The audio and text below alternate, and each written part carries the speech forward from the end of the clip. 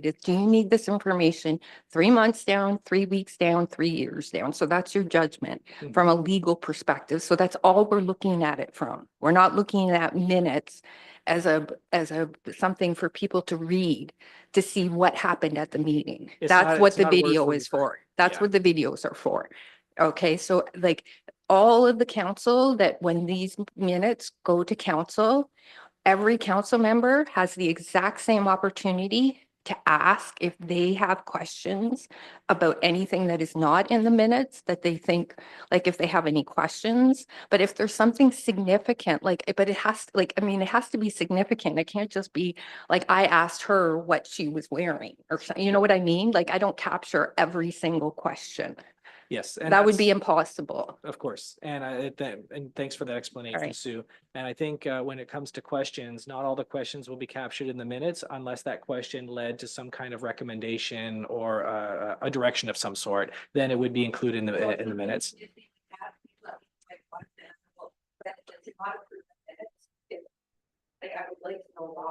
Sure. Okay.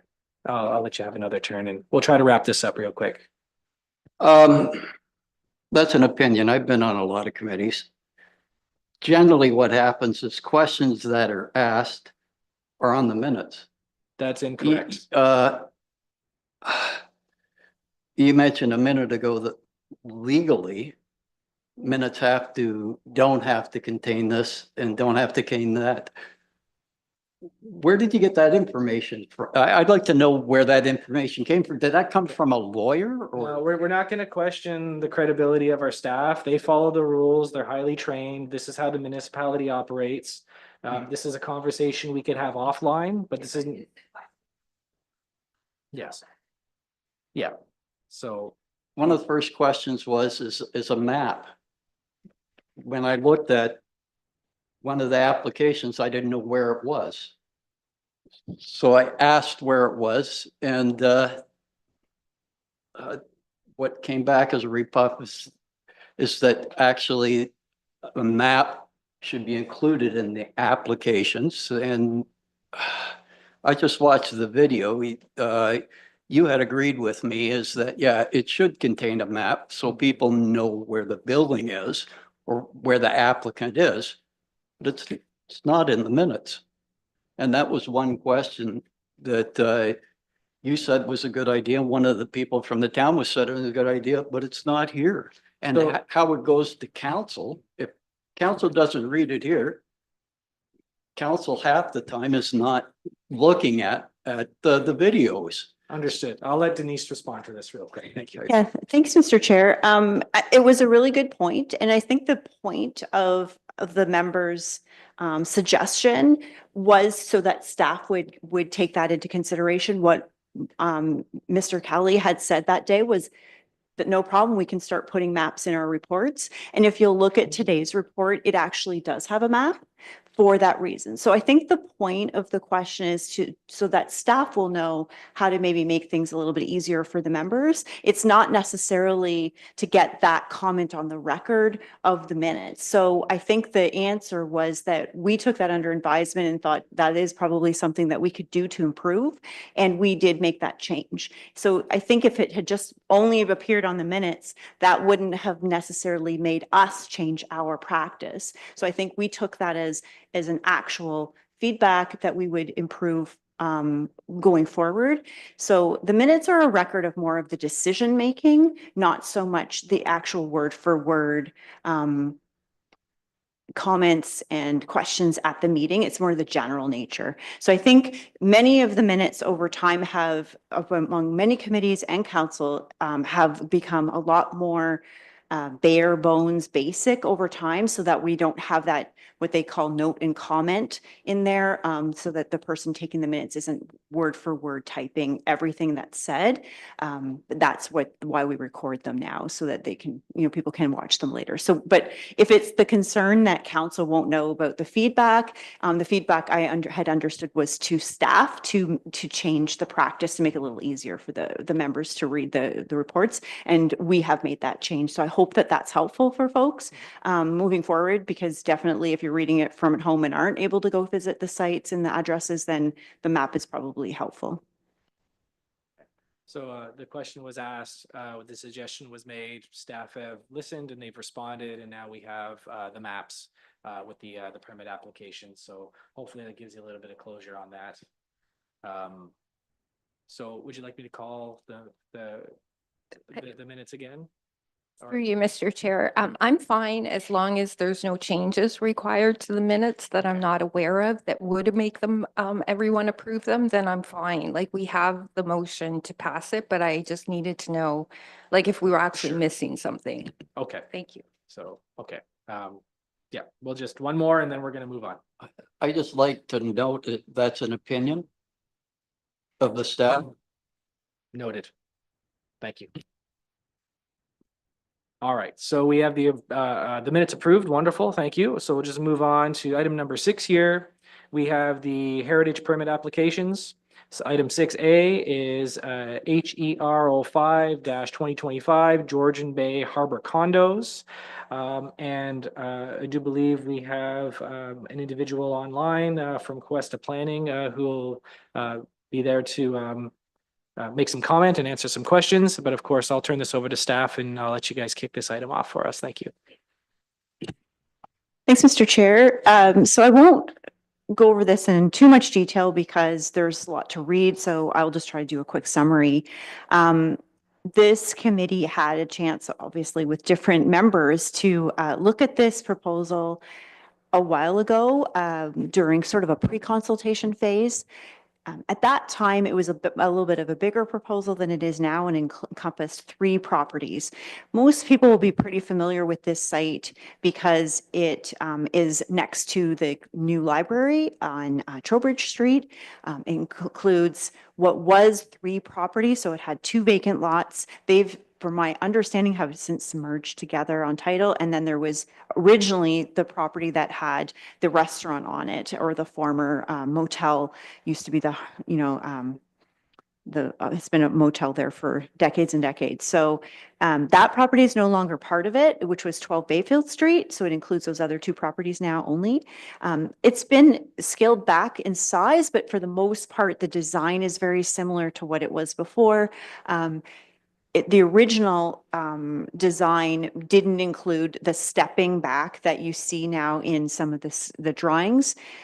That was part of the settlement in the OLT process for the appeal, and that gives it a little bit of a separation from the library. So if you're in the library's parkette or in the parking lot there or in the library at all, I don't think there's any windows that face that direction, but if you're outside the library there, you're going to be looking at basically a 3-story facade, and the 4th and subsequent stories are stepped back from there. So that angle, you don't get that imposing 5-story building kind of staring down at you. And then if you'll notice in some of the supporting material, they show the relationship to some of the other buildings in other locations, like including the library, but also the relationship with that Bayfield. I always call it the Bayfield condominium that's across the street on the corner of Bayfield and Trowbridge on the other side of the road. When I was reviewing the Heritage Conservation District plan, one of the things that I looked at was what their guidance was for new buildings, and I've included that as your appendix in there. I'm just going to see what appendix number it is. Appendix 3, which is the excerpts. Just gave those to you so you can kind of see what I was going with. So what we've got as follow-up information, or as backup information, is the architectural drawings for you to take a look at. We have the cultural heritage impact study that the applicant gave to us to provide that expert opinion about how the proposal would look and how it would affect the district. And then I've provided the excerpts. I generally agreed with the findings in that having a vacant lot isn't the best in a district, and having a building there is probably preferable. We didn't think that any of the other things about the building couldn't fit within the nature of the district, and we felt like it was probably a good fit. Having a building there and not sort of, a vacant lot that's unkept is certainly preferable for most cases. And the mixed use of the building also we thought was probably a benefit. There is going to be one unit of commercial in the one corner of the building, accessible from the ground level. I think you'll have to go down in kind of into a lower part of the building there through the front. But otherwise, it would kind of complete that street. I think with the planner on the line for the applicant, I'm sure that Ms. Scott could answer any like specific questions about the proposal generally or their timing or any of those kind of like nitty gritty types of questions.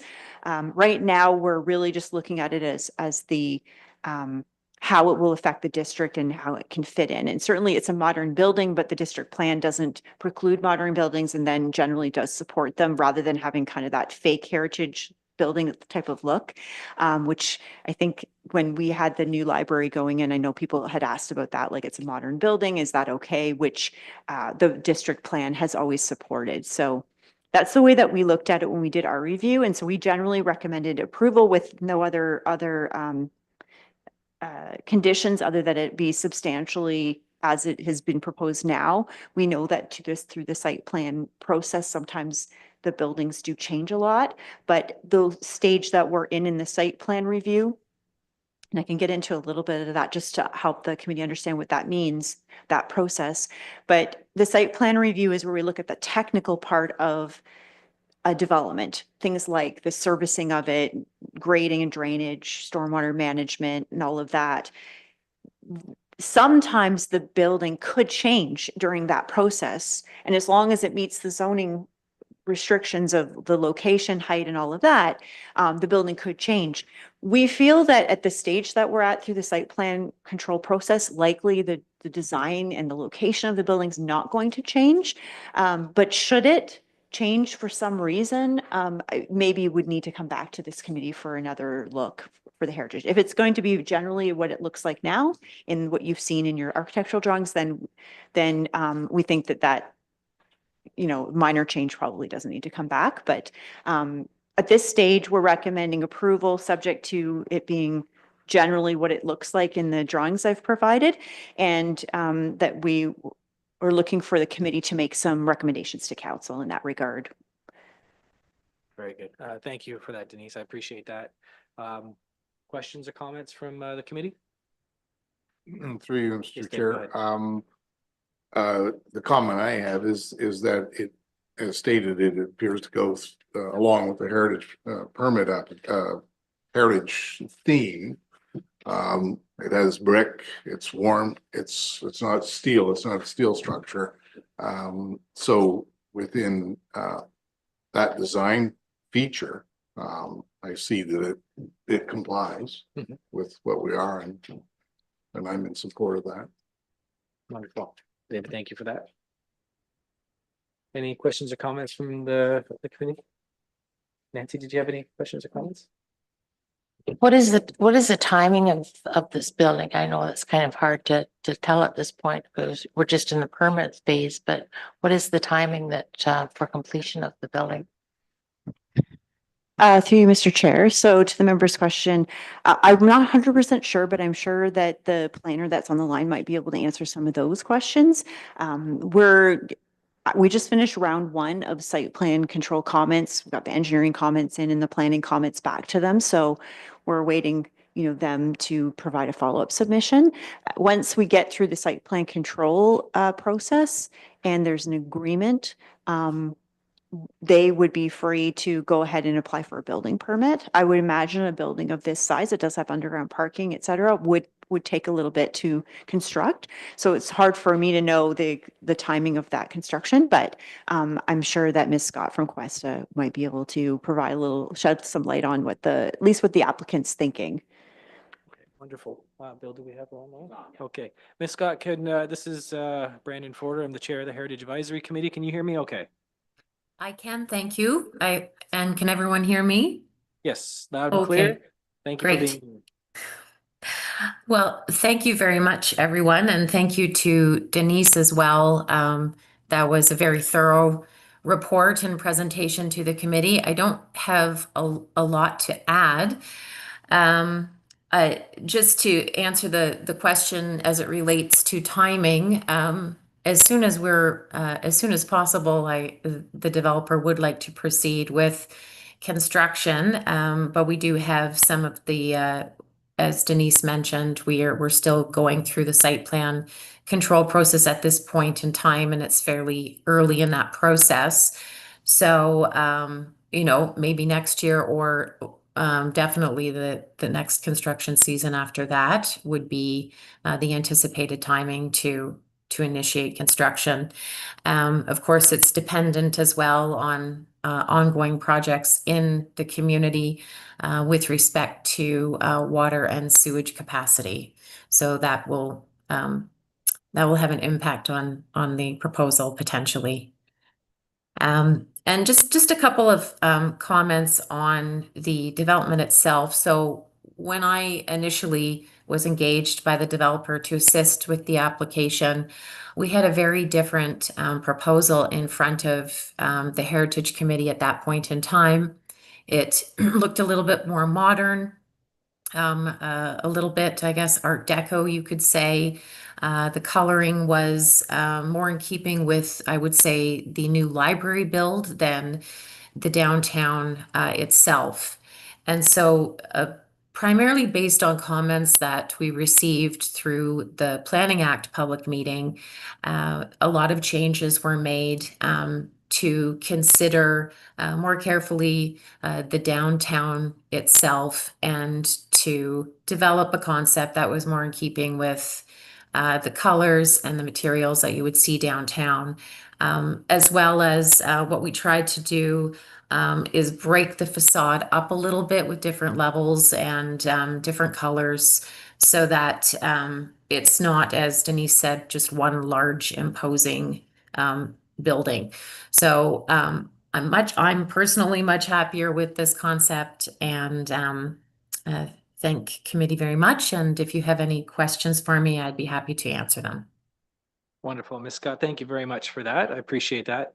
And just let the committee chime in and Nancy, I'll let you go ahead in a second. We'll go ahead first. Go ahead, sir. I've got a bunch of different pictures here, and it looks to be like some of them are different from the other. I've got page 112 of 136. How do you park, or where's the parking from? Is it from the street, or is it from towards the river, or? Oh, sure, Denise, go ahead. Because all of these were submitted, and I don't know which is the latest one. They're all the same. So they're all the same building. They're all the same building, but Yes. the building, like, it looks like this one, it looks like the existing, say, call that motels or whatever, that used to be a restaurant or whatever. But it doesn't look like that here, So if you look at the one in the report, this one. yeah, so, no, that's not the report. That's just. This is the excerpt, I think, or this is all part of their report. I mean, the staff report. Okay, so this is actually what you'd be building? Or they'd be building? Yeah. I think that's. I think it must be in the other package there. Yeah, those are the excerpts. Okay, that's what I got this morning, or Right here. yesterday morning. So, right here. The entrance is off of, there's a underground parking area right there. That's where that is. So that's on Trowbridge. That's correct. Sorry. So, yeah, chime so in. sorry, Miss Scott, sorry to interrupt you. I just was going to, for anybody listening, I just pointed to the staff report, and the drawing in the staff report is the view of the building from Trowbridge Street. And there is a picture, like in the picture, you can kind of see, if you really look, I mean, it might be hard at the size that we've printed at, but you can see the doors going underground into the underground parking. So I was just pointing to that for the member to to kind of reference, because there is a lot of drawings if you look at all the entire heritage impact study and all of that. Some of that are, I should just clarify, are the way that the building looked at the snapshot of when the study was done. So the final drawing is what is in your appendix 1. That's the final drawing set.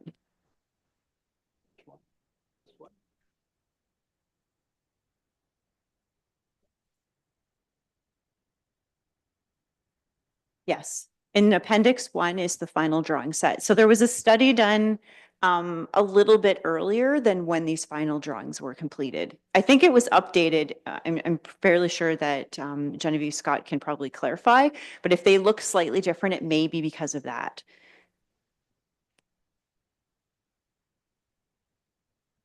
Okay. Great. And thank you for that explanation. Appreciate that. Nancy, did you have something you wanted to add? I just wanted to personally say, I really like the library. I think it's a great addition and I think the design is just remarkable. I think there's probably, I'm pleased with the stacked approach to this so that it kind of flows in. It looks completely different than, as you said, Ms. Scott, the intent was to make it a little, to blend a little bit more with the downtown area. And I hope that that is going to make the library stick out like it doesn't belong. But I think with the staggered approach and what you've designed here, I think it will flow nicely. So I think that design is good, and I think it will still be in keeping with the library. Great comments, Nancy. I agree. I agree with that. Ms. Scott, I have a question for you, if you don't mind. So in the renderings, we see the roof, and I apologize if I missed this in the report, but what will be the purpose of the roof itself? And I also wanted to ask, the space that it is now undeveloped is home to a number of pollinators, and I just wanted to know if there was going to be any effort made to do some sort of pollinator garden. I know a lot of developers now do those on rooftops. I just wanted to get your comments with regards to whether this was something that was considered through the planning stages. Certainly, thank you. Well, the roof is intended to be a green roof. So I don't know for certain, to be honest with you, about whether or not they had considered that type of landscaping on the top. Mhm. But I can certainly take that back to the architects and find out more information on whether or not that was part of what they were intending for the roof. But it's supposed to be a green space and also some amenity space on the top as well. Wonderful, thank you. And what a better way to have a green roof than to have pollinators there as well. Yeah, and Um, sorry to interrupt. I should also note that as part of the settlement that was agreed to during the OLT hearing, one of the things that the developer has agreed to is also improvements along the unopened right of way by the river as well. So I would imagine that there would be some additional landscaping in that area as well, and we'll be working with the town in order to improve that section of the right of way. Wonderful. Thank you for that. Very good. Any other questions or comments from anybody here? No, all looking good. Okay, wonderful. Very good. Ms. Scott, thank you very much for your time. I appreciate you being here. Thank you. Thank you. Okay, and so Sue, just formalities, is this something that we need to vote on this one? Is that an item for voting? Yes, Yeah. we need to approve the report. So if you're approving, yeah, the move and seconder to approve it. Okay, wonderful. So just looking for a first and seconder to get this on here. Okay, David, go ahead. Thank you. And Nancy, thank you very much. Okay, so now we can all vote on it. All those in favor, raise your hand, please. Thank you very much. And that is passed unanimously. Very nice. All right, so we had already dealt with item number seven, which is the delegated approvals report. And I'll just go back to this just in case. Last chance for any committee inquiries. Anybody in the committee have a question or a concern? No? Okay, very good. Thank you. And communications, I don't see anything on the communications list here either. Did I read that out previously? I think I did. Okay. I think maybe I was almost done. Yeah. Okay. Wonderful. Great. So yeah, thank you everybody for your time. Just want to let you know the date of the next meeting here is going to be Wednesday, August 13th, 2025, of course. And with that said, I will conclude today's meeting. Thank you for your time, everybody.